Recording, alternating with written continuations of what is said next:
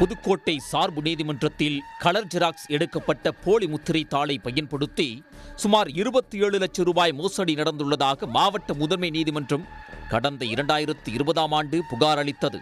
புகாரின் பேரில் மாவட்ட குற்றப்பிரிவு போலீசார் வழக்கு பதிவு செய்து விசாரணை நடத்தினர்.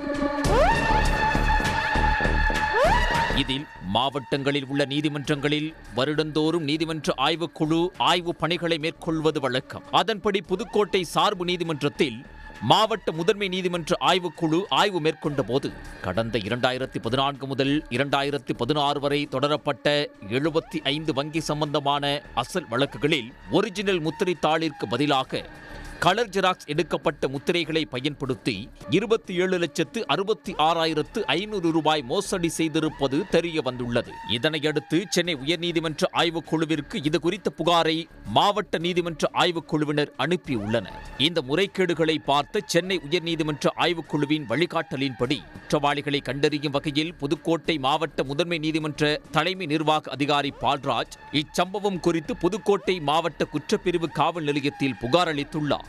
அந்த புகாரில் புதுக்கோட்டை சார்பு நீதிமன்றத்தில் 75 வங்கிக் கடன் தொடர்பான அசல் வழக்குகளில் முத்திரை தாளிற்கு பதிலாக போலியாக கலர் ஜெராக்ஸ் எடுத்த முத்திரை தாளை ஆவணங்களாக சமர்ப்பித்து 75,66,500 ரூபாய் மோசடி நடந்துள்ளதாகவும் இச்சம்பவத்தில் ஈடுபட்ட குற்றவாளிகளை கண்டறிந்து நடவடிக்கை எடுக்க வேண்டும் எனவும் வலியுறுத்தப்பட்டுள்ளது. இதனையடுத்து கலர் ஜெராக்ஸ் எடுத்து போலியான முத்திரை தாளை நீதிமன்றத்தில் சமர்ப்பித்து 27 லட்சம் ரூபாய் மோசடி செய்த நபர்கள் குறித்து மாவட்ட குற்றப்பிரிவு போலீசார் விசாரணை மேற்கொண்டனர். மேலும் இதில் பெரிய அளவிலான மோசடி நடந்திருப்பதாகவும் இதில் முத்திரை தாள் விற்பனையாளர், வழக்கறிஞர்கள் உள்ளிட்ட யார் யாருக்கு தொடர்பு உள்ளது என்பது குறித்தும் விசாரணை மேற்கொள்ள உள்ளதாகவும், விசாரணை முழுமையடையும் பட்சத்தில்தான் இந்த குற்றத்தில் ஈடுபட்டது யார் என்பது தெரியவரும் என்றும் போலீசார் தரப்பில் கூறப்பட்டது.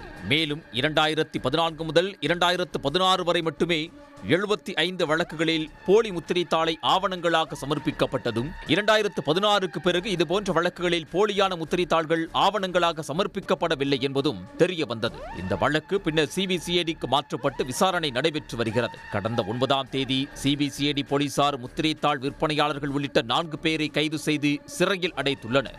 கைதான தஞ்சாவூரைச் சேர்ந்த ஆனந்தராஜ், முருகேசன், கும்பகோணத்தைச் சேர்ந்த செந்தில்குமார், சென்னையைச் சேர்ந்த பழனியாண்டி ஆகிய 4 வரையும் சிபிசிஐடி போலீசார் 2 நாள் நீதிமன்ற காவலில் எடுத்து விசாரணைக்கு அழைத்துச் சென்றுள்ளனர். அவர்களிடம் நடத்தப்படும் விசாரணையில்தான் இந்த மோசடி எப்படி நடந்தது, இதில் யார் யாருக்கு தொடர்பு உள்ளது என்பது தெரிய வரும்.